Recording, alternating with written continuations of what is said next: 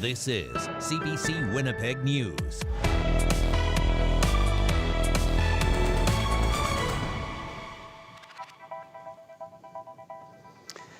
Good evening, and thank you for joining us tonight. 2 people have been arrested and charged in what RCMP are calling an investigation into a suspected labor trafficking case. Police say 4 victims were recruited to work at a Manitoba hotel, then faced threats, long hours, and low wages. The CBC's Alana Cole brings us the story. Manitoba RCMP say a 5-month investigation revealed a case of labor trafficking in the RM of Portage-La Prairie. RCMP say the investigation started when officers were called about a disturbance at a hotel. Sergeant Kathy Farrell says at that point 2 women came forward. Then 2 other victims, a man and a woman, were identified. Officers discovered the victims were recruited from another country and promised legal work, fair wages and affordable living in Manitoba. Through what is known as a Labour Market Impact Assessment, also known as an LMIA. However, the victims were working 15-hour days and being paid well under minimum wage requirements. Farrell says threats of deportation and intimidation were used so that the victims would keep working at the hotel. And one of the victims' identification documents were withheld. RCMP say 2 hotel owners, 62-year-old Jai Inder Sandhu and 48-year-old Satbir Sandhu, have been charged with a number of offenses, including human trafficking. At this news conference, RCMP urged anyone who needs help or knows someone who does to contact police or other community organizations. As Manitobans, we all have a role to play to stop sex and labor trafficking. If you see something, say something. And if you're wrong, it's okay, but if you're right, you could save someone's life. As for the victims, RCMP say they are all from India, but didn't provide ages. They also say the recruiting happened through word of mouth, in one case through a family member, and there were also online ads. Alana Cole, CBC News, Winnipeg. And CBC News has confirmed that Jai Inder Sandhu is an owner of the Howard Johnson Hotel in Portage-La Prairie. Well, it has been 1 year since a Winnipeg home exploded, leaving a giant hole in the neighborhood and surrounding homes badly damaged. This was the aftermath of the explosion on Camrose Bay on June 26th of 2024. It took 19 emergency units, including fire and rescue, to secure the area. Now, that explosion was so massive, debris was found blocks away. The houses nearby were significantly damaged as well, leaving families living in them displaced. But now, exactly a year later, residents are still without homes and left seeking answers. They say a lack of help from the city and red tape delayed the start of construction on their homes until 2 months ago. A year today, 1 whole year already. I've seen houses that got destroyed and they're cleaned up and done like in 3 months. I don't understand what's going on. We're sort of powering through, and hopefully they'll get us in our home soon, but the city sure put a damper on everything also. They held on to permits. They didn't, there should be something in place for people who are in this position. The city says the investigation into the cause of the explosion is still ongoing. The neighbors whose homes were destroyed hope to move back in by September. Manitoba is lifting provincial travel and burn bans as recent rains continue to dampen wildfires. Restrictions will be relaxed at 8 o'clock in the morning on Friday. Backcountry travel within active fire boundaries is still prohibited without a permit. However, even as some provincial restrictions ease, municipalities may have their own fire bans still in place. Across the province, there are 18 wildfires burning. 9 of those are out of control. Tatasquiat Cree Nation, Matthias Colomb Cree Nation, Wallace Lake, and parts of Nopaming Provincial Park are still under evacuation orders. 6,500 Manitobans remain out of their homes.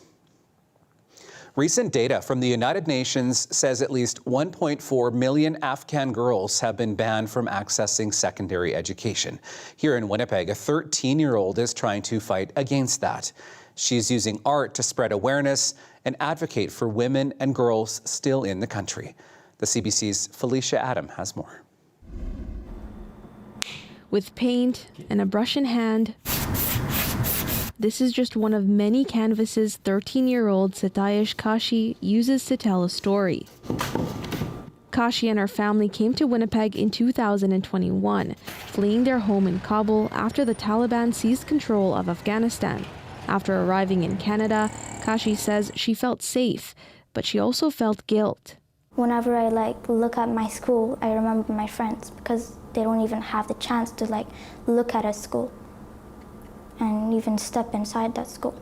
Art became an outlet for Kashi, a way to express herself, a safe space. But soon she realized her paintings could be used for advocacy. I want to break the silence because so many of these people don't know their stories. They don't know what's going on. Her paintings show the point of view of Afghan women and girls inspired by stories she hears from her friends back home. So this painting resembles an eye of a girl who's always crying because she knows that her future is all on fire, just like you see over here. It's like a fire that never goes extinct. And the redness of her eyes, it's like a message of endurance, of waiting for a world to act. Since taking power, the Taliban have barred women from most areas of public life and stopped girls from going to school after grade 6. They just living without anything. Kashi's mother says she's proud of her daughter. CBC is not identifying her because she says if recognized, it could put her family back home in danger. She hopes to see things change in Afghanistan. Half of the society in my home country is women. And if we want to grow the society, if we want to have a very, very good plan for the one country, without women and girl, we cannot. As the school year ends, Kashi longs to go back home to the Afghanistan she remembers, where women and girls are able to learn and dream of more. Felicia Adam, CBC News, Winnipeg. A teenage cyclist was sent to hospital after being hit by a vehicle in South Osborne. Winnipeg police say it happened just after 8 o'clock this morning at Osborne and Morley. Police say the driver of the vehicle has been arrested on suspicion of impaired driving. The victim is in stable condition. Winnipeg could test out protected bike lanes on Wellington Crescent next year. This comes after a cyclist, Rob Jenner, was hit and killed by a speeding driver on Wellington last year. Now, a new city report recommends a bike lane pilot project from Academy Road to Stradbrook Avenue. The speed limit would be lowered to 40 kilometers per hour. Cycling advocates have been calling on the city to install a bike lane this year and lower the speed limit to 30 kilometers per hour. Public Works Chair Janice Luke says the city needed to consult with residents in the area first. I know that people are not going to be happy about this, but I also know that if we're going to do this and we're going to put $400K, maybe $500K, we'll see how much it costs into this, that we want to do it as best as we can possibly do it for that price. The plan calls for one-way painted lanes on either side of the road with plastic bollards and concrete curbs. Well, Manitobans in northern and rural communities can expect reduced hours and periodic closures in emergency rooms this summer. Doctors Manitoba says 24 emergency rooms will see such disruptions in the coming months, while 28 are expected to be fully closed. 20 ERs, however, should be open around the clock. Residents are being urged to check out the status of their local emergency room ahead of time. My plea, for folks to use the resources that are available to them. If it's not an emergency, you can call Health Links and they would have the most updated schedules. If it is an emergency, just call 911. The ambulances will always know what the closest facility is. Doctors Manitoba says it launched a webpage that provides information on operating hours and the status of emergency room operations. All right, here's a look at around Sturgeon Creek as we experience another pleasant day across much of southern Manitoba. Bit of rain in parts of the north. Let's get a first check on our forecast now with meteorologist Colette Kennedy. Thanks, Riley. Hey, not a bad day across most of the province, and in most cases a little bit warmer than yesterday. Temperatures back to seasonal or even a tiny bit above. In the case of Winnipeg, some cooler numbers and not cool, but cooler towards the southwest where we're closer to that frontal boundary, and also to the northwest. Welcome, because of some wet weather occurring there. And it says daytime highs, but okay, we'll call it afternoon temperatures because in some cases we still capture another degree or two. Overnight tonight, clear skies, 13. Tomorrow morning, warming up pretty quickly, mostly sunny and 16 degrees. Into the afternoon, a few clouds may develop, especially towards the late afternoon. High of 26, maybe 27, in fact. And as we get towards the evening, we get into a chance for some isolated to scattered showers and thunderstorms, but the details on that coming up. All right, thank you, Colette. See you soon. Still ahead, residents of Carberry are not happy with the proposed solution for the intersection of Highways 1 and 5. More on the pushback on proposed changes to the intersection and what residents would like to see just ahead.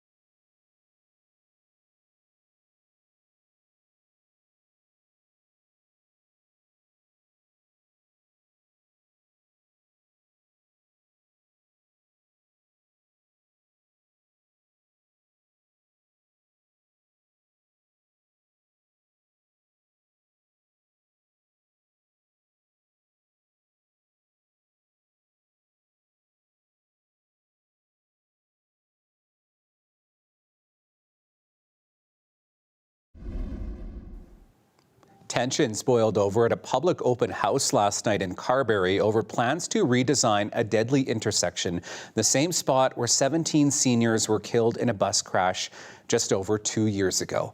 Residents from Carberry and surrounding communities packed the meeting, angry over a recommendation to install a restricted crossing U-turn or an R-cut at the junction of Highways 1 and 5. The CBC's Chelsea Kemp brings us the story. And what you're holding in your hand there is the voices of over 2,100 people who do not agree with you, that live here and use it every day and know just how stupid this idea is. So listen to us now. What was meant to be an information session turned into a heated showdown over plans for the junction of Highways 1 and 5 near Carberry. Many say the proposed restricted crossing U-turn, known as an R-cut, would make it more dangerous. The design would force drivers going straight or turning left from Highway 5 to first turn right, then cross 3 lanes to make a U-turn. Drivers turning left from Highway 1 would still be able to turn at the intersection. We all consider it more dangerous crossing all those lanes of traffic twice. It's going to be an extremely unsafe option if they do go through at the R-cut. They're putting rural lives at risk. Many residents say an overpass would be the safest solution because they wouldn't have to cross multiple lanes of traffic twice. Jordan Dixon lives just down the road from the intersection, where a 2023 bus crash killed 17 people.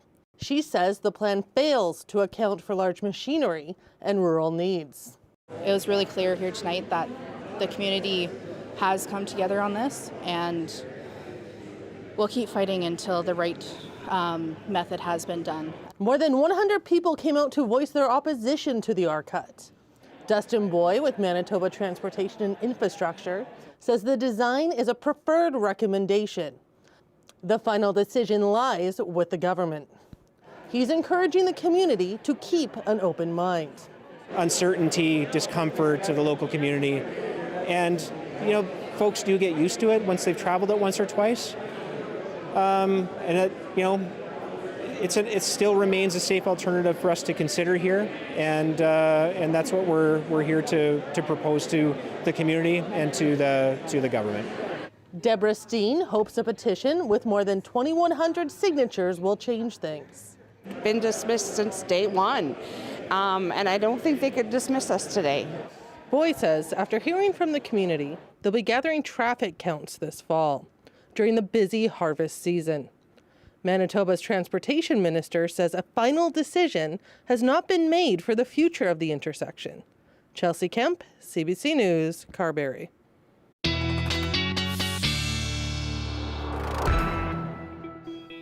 All right, well, we're inching a little bit closer to the weekend, and of course a big weekend with lots happening in our province. Doffin's Country Fest, one of those things, and let's bring back meteorologist Colette Kennedy.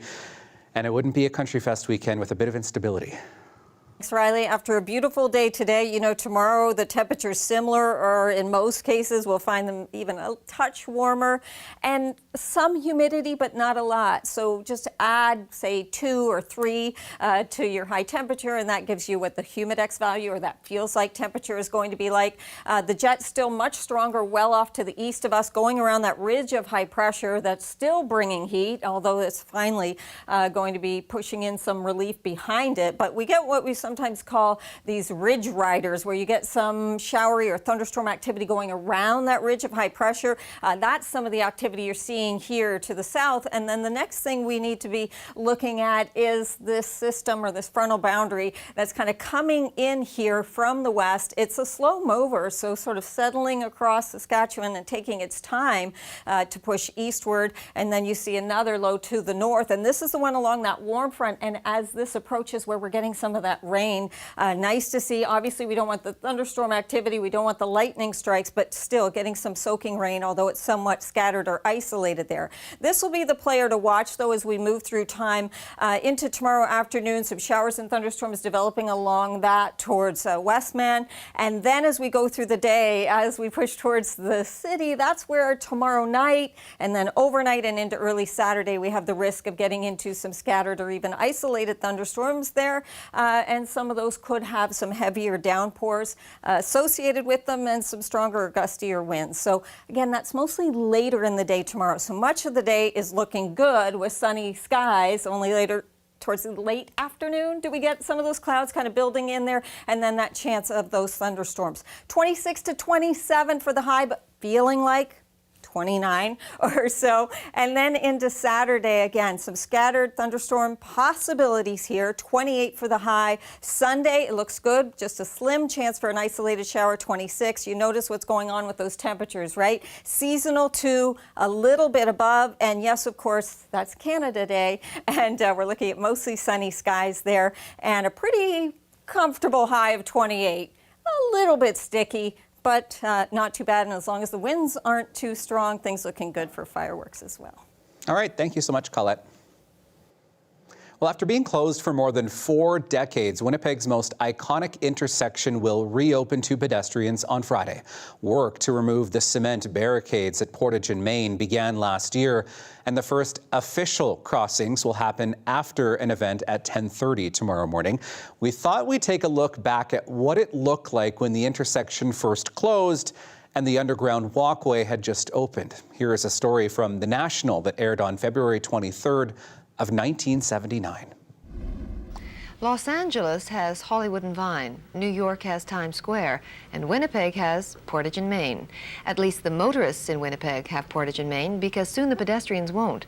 Thanks to urban development, the people who walk through Winnipeg are about to lose one of life's great privileges, crossing the street at Portage and Main and surviving the weather. Corner Portage and Main, coldest spot in Winnipeg. More than that, just about everybody says the intersection of Portage Avenue and Main Street is the windiest and coldest in Canada. That may not be true. Surely there's a colder place in the Arctic somewhere, but it's close enough to the truth to make this one of the most famous crossroads in the country. The intersection was actually established in 1863. You will notice many people have learned the Portage and Main technique. The quicker you can get across, the less chance you will freeze to death before you reach the other side. Today, an historic event. The city opened a $7 million underground walkway, which includes some stores, and to the great relief of Winnipeg pedestrians, a heating system. Eventually, many downtown buildings will be connected by a series of underground concourses and above-ground skywalks. Shortly after the official opening, fighting the bitter wind above ground seemed to be a hard habit to break for many people. How come you're going to walk across the street instead of using the underground walkway?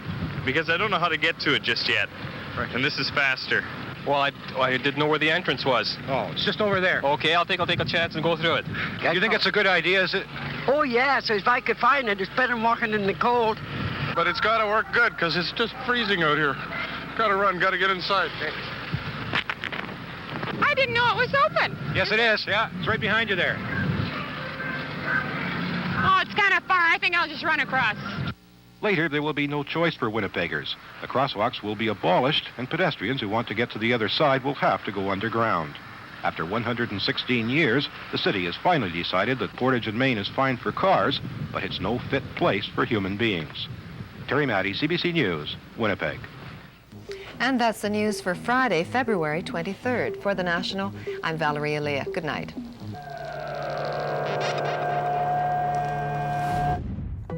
All right, let's continue the walk down memory lane as we prepare to walk across Portage and Main again. We have lots more to come right after the break. Stay with us.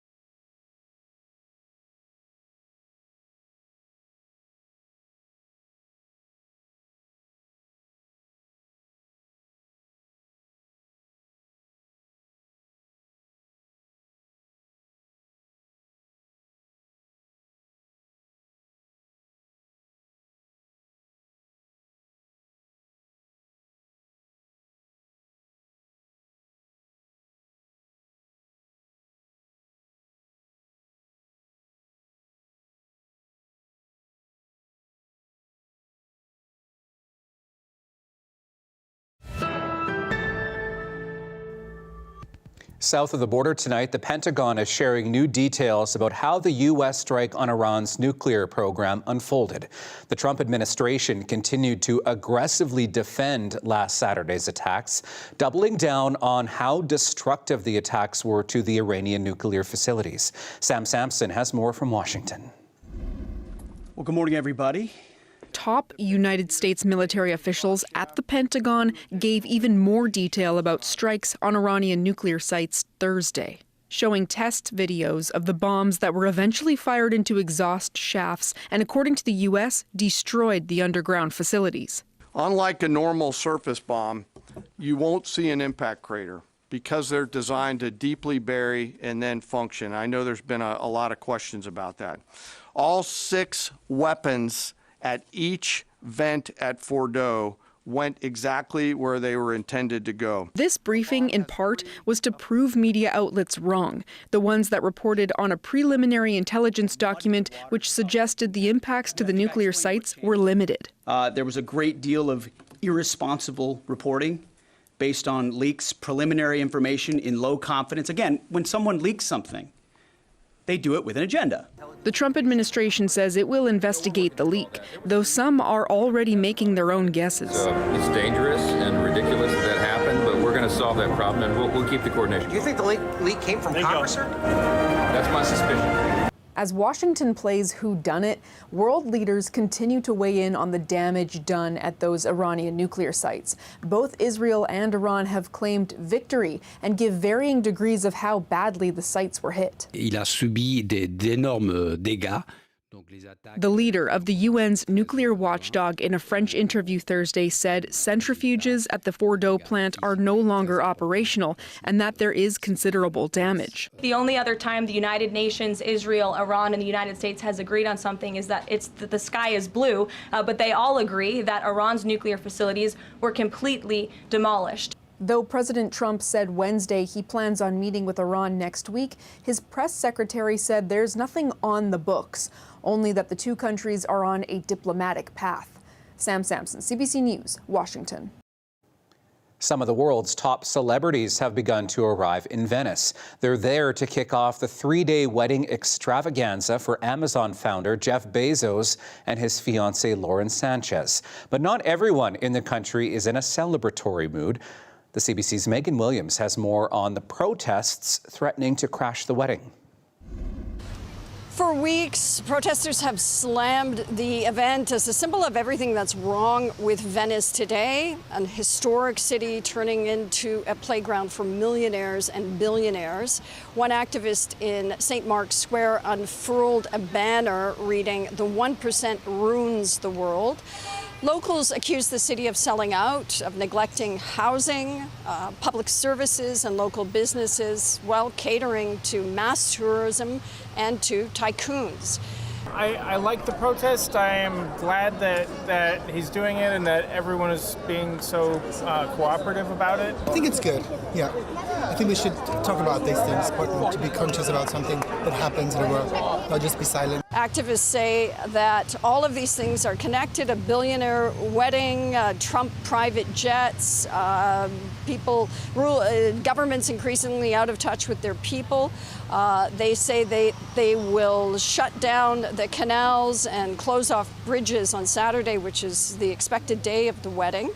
In response, wedding organizers have moved the actual venue of the wedding to the Arsenale. It was supposed to be in the city center. Now it's going to be in this historic shipyard, beautiful space, easy to protect from protesters.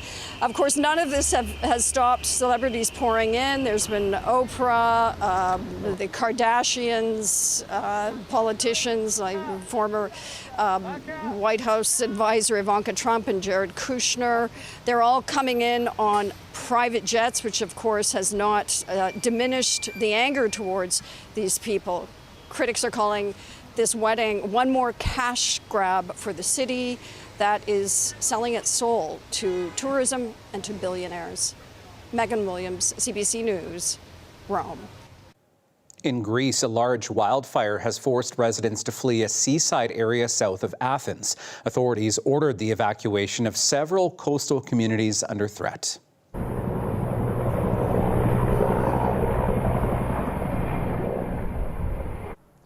Helicopters and planes are dropping water bombs over the area. At least 100 firefighters have been deployed to fight the flames. Local authorities say that several houses are believed to have been damaged by the blaze. Strong winds are fanning the fire, sending plumes of smoke across the sky. It's still unclear how many people have fled. The fire comes as temperatures soar to nearly 40 degrees in the country's first heat wave of summer. 3 people are dead and at least a dozen feared missing in northern India. This after being swept away by flash flooding. Torrential rains triggered flash floods in this mountainous region. Officials say water levels at a local reservoir rose suddenly on Wednesday and swept away at least 15 workers resting near a hydroelectric project site. The area is close to a popular tourist destination and the home of Tibetan spiritual leader Dalai Lama. Authorities had to evacuate dozens of stranded tourists to safety. In this country, a protest rally took place in Toronto against a new education bill from the Ontario government. It would require some school boards to put police officers in their schools. Some police services are reacting positively, but critics say it could threaten the education of some students. Idil Musa reports. We keep us safe! We keep us safe! The rain couldn't keep these demonstrators away. They're protesting proposed legislation that could force some school boards to put police officers in public schools. We will fight! We will fight! We will win! We will win! Opponents of the legislation say generations of young Black and racialized students have been harmed by school resource officer programs, or SROs. The Education Act is very clear about when cops have to be in schools, right? When there's a lockdown, when there are any threats in the community or at the school. Cops legally have to be called as per the Education Act. What we are saying no to is any additional presence of cops in our hallways with guns. Students don't need guns. Students need support. But having police inside schools promotes safety and creates the opportunity to foster important connections, says the Provincial Police Association. The goal of the programs is to bridge the gap between police and youth and build positive relationships. This academic says there's no evidence police in schools reduce violence, and their presence could have a negative effect. What we do know is that in a variety of studies, they have shown that, especially in the United States, putting SROs in schools increases punitive forms of discipline, where principals and teachers will turn to the police officer in their school to help them with things that they might not have turned to them for in the past. Ontario's premier says the message he's received from parents has been overwhelmingly positive. We aren't going in there and putting a heavy arm with the police, and no, they're part of the community. So I think it's fantastic that we're putting community officers within the schools. The bill is expected to go to a final vote in the fall. The Ford government's majority means it will likely pass. Idil Musa, CBC News, Toronto. A new COVID-19 variant is spreading this summer. Hospitalizations are high, and doctors say getting the shot is still a smart move for protection against serious illness. Christine Birak looks at the findings. Still wondering if the COVID shot is worth it? It may not shield you from infection, but it could keep you out of hospital. This study reinforces that updated COVID-19 vaccines reduce severe disease. That's really important. A newly published study finds the latest COVID-19 vaccines offered significant protection for about 2 months. Those who got the shot lowered their risk of becoming critically ill by nearly 70% and cut their chances of hospitalization and emergency department visits roughly in half. Protection did wane over time, dropping to about 50% for critical illness, but remained effective up to a year. If you sold me something that said, you have a 50% chance of not having something bad, I would take that in a heartbeat. It doesn't happen to you until it happens to you, and at that stage, it's too late. The latest Canadian data show since August of last year, nearly 32,000 Canadians have been hospitalized with COVID-19 and over 2,000 deaths were reported, mostly in people over 65. That's more than triple the number of flu deaths. It's going to continue to evolve the way that flu does and, try and sort of outwit and outrun our immune system.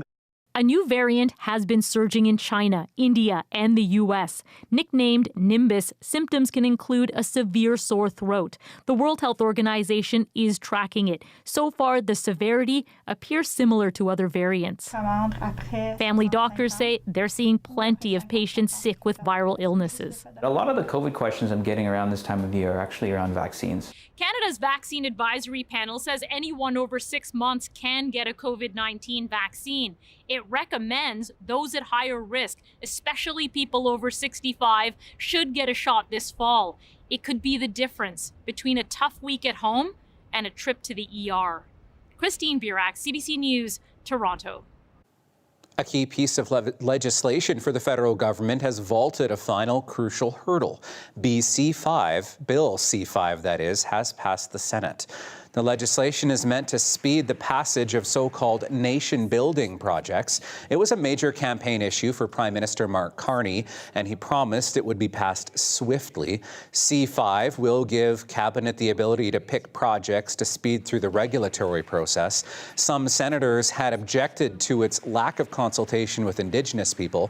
They proposed 2 amendments, but ultimately passed the bill. It has now also received royal assent.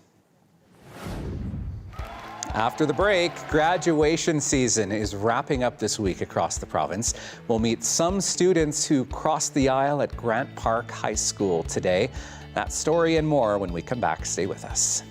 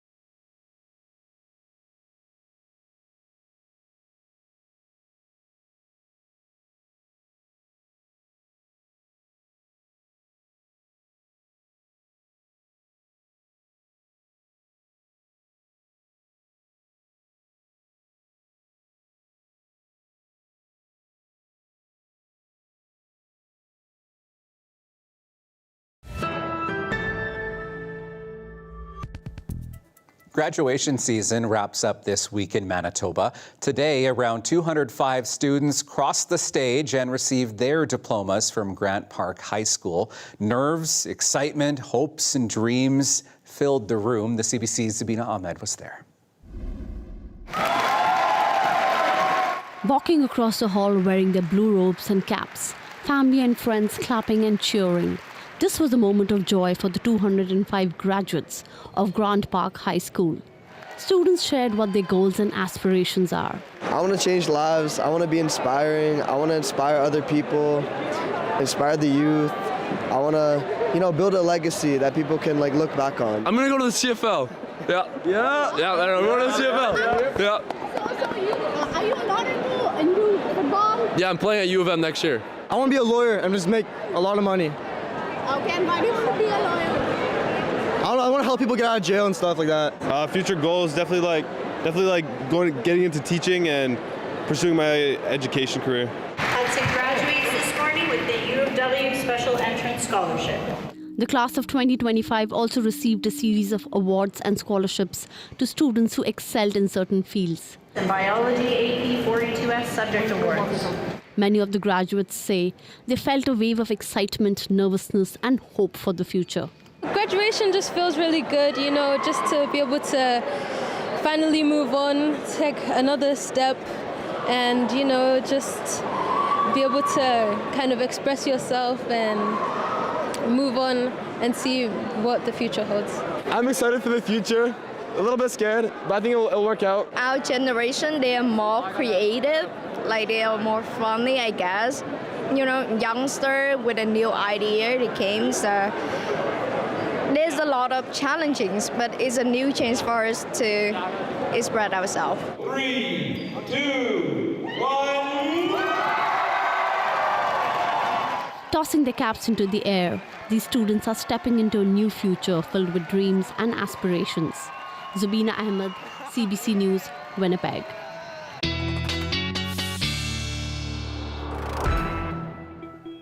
Graduation, one sign of summer in this province. And let's bring back Colette now. And with some of the warm temperatures we've seen as we inch closer to the weekend, I am looking forward to spending some of that on my balcony. Thanks, Riley. Yeah, when we have days like this, you want to enjoy it, and nice to have these long days.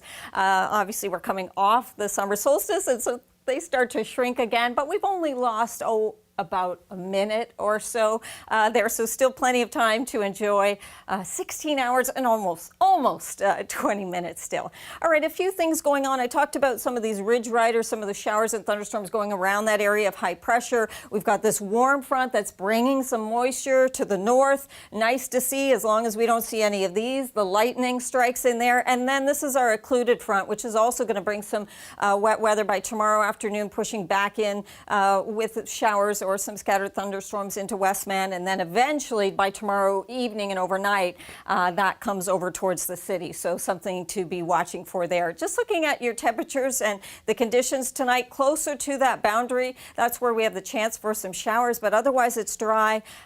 Tonight, 15 or so. We may dip down to 13 by the time we get to our low. Speaking of 13, Lynn Lake with some showers, Flin Flon with some showers in here too.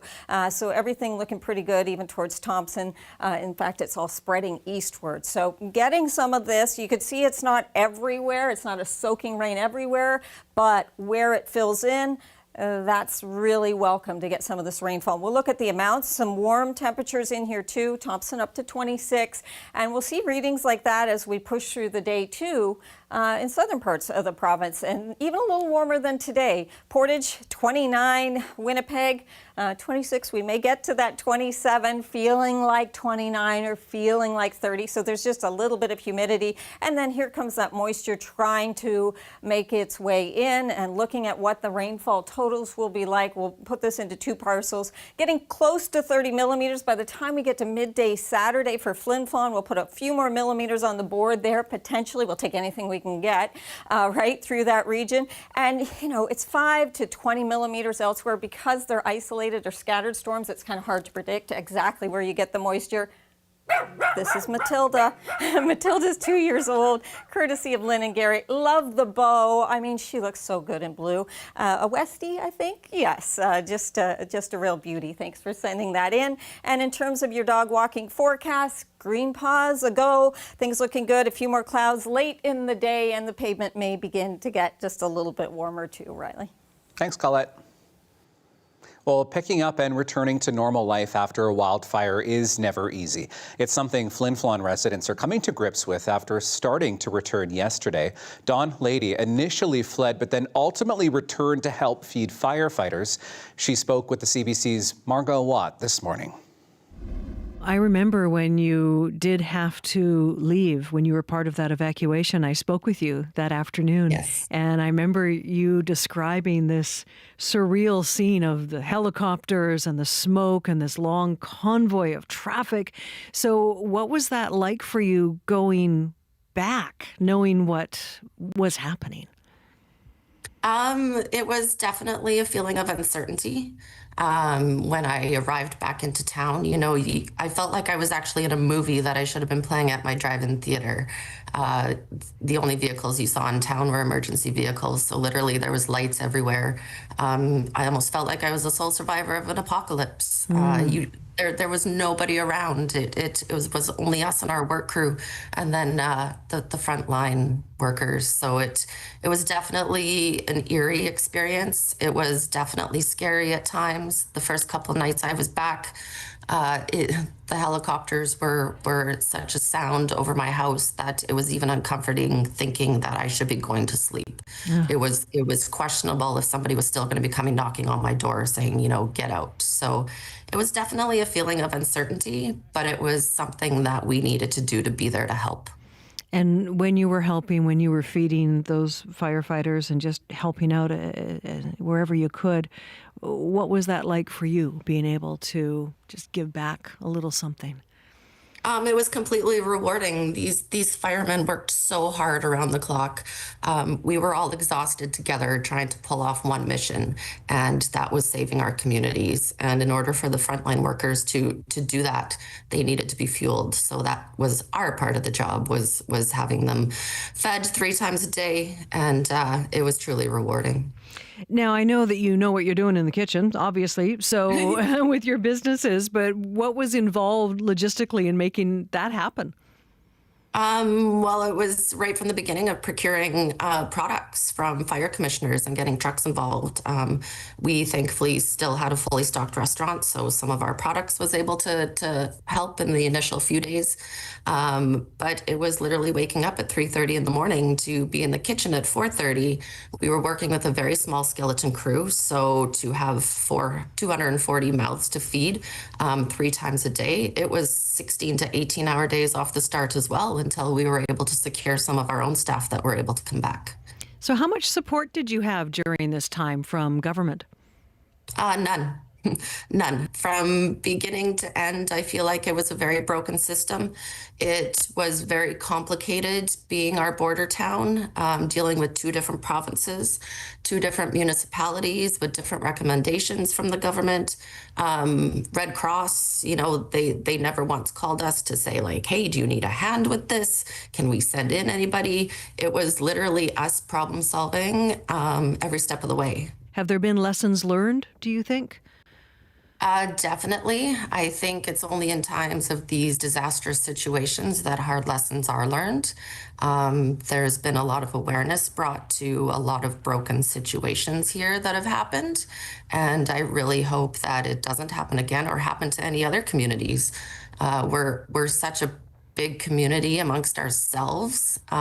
We operate as one, even being a border town in 2 different provinces. We've got 4 communities technically that are governed all in their own. So it really becomes messy in a situation like this.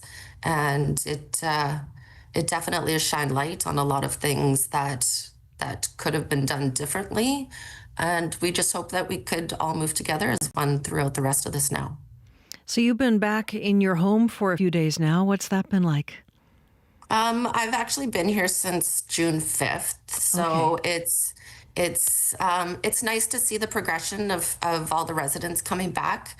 You know, I went to the grocery store yesterday and there was lots of hugs and lots of tears, and just it's nice to see people back within the community. There's still a little bit of a long road ahead with different things that still need to be done, but it's definitely comforting knowing that all the residents are able to come back now. How long do you think it will take for life to get completely back to normal, if there is such a thing anymore? It's quite a big spectrum, actually. You know, it's the simplest thing is having the Flin Flon Hospital fully functional to get the medical residents back. There's graduations that need to take part. There's 3 high schools that all postpone their graduations, my son being one of them. There's employers still have yet to operate at full capacity because their employees, they're still not all back. All right, some shots of Portage in Maine on the eve of its reopening to foot traffic as we head to break. Colette is back with our 7-day forecast when we come back. Stay with us.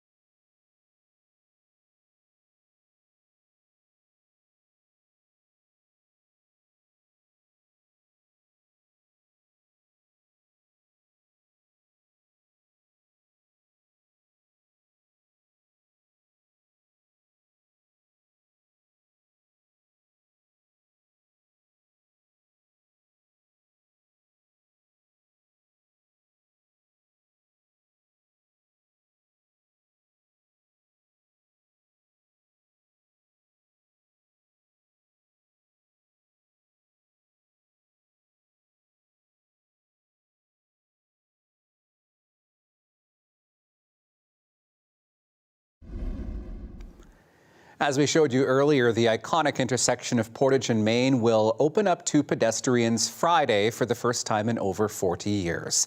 Our friends at Information Radio will be broadcasting live Friday morning from the intersection.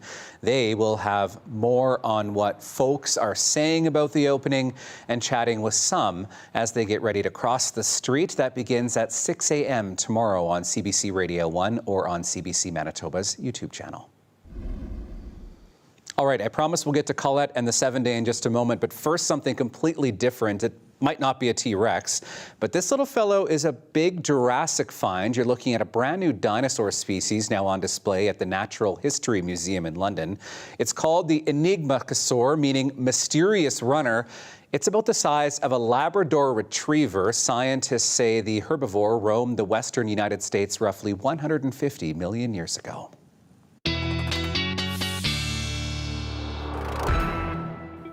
Thanks, Riley. Yeah, time to check out not only the 5-day forecast, which now does include Canada Day, but we'll push on to the 7-day as well. And I think the trend you're going to see here are those temperatures a few degrees above seasonal or close to seasonal.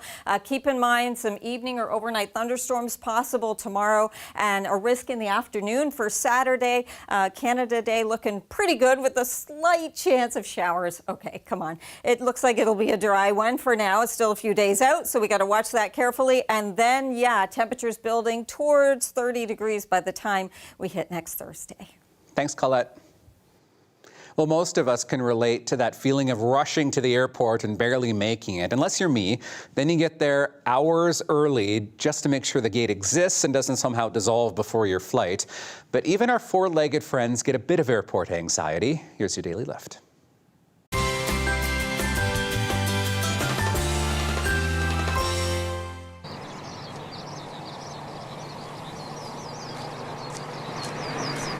Okay, so you're looking at some video from Japan. This young bear was clearly not at the airport to catch a flight. If anything, the wild visitor caused an airport in Japan to shut down and 10 flights had to be canceled.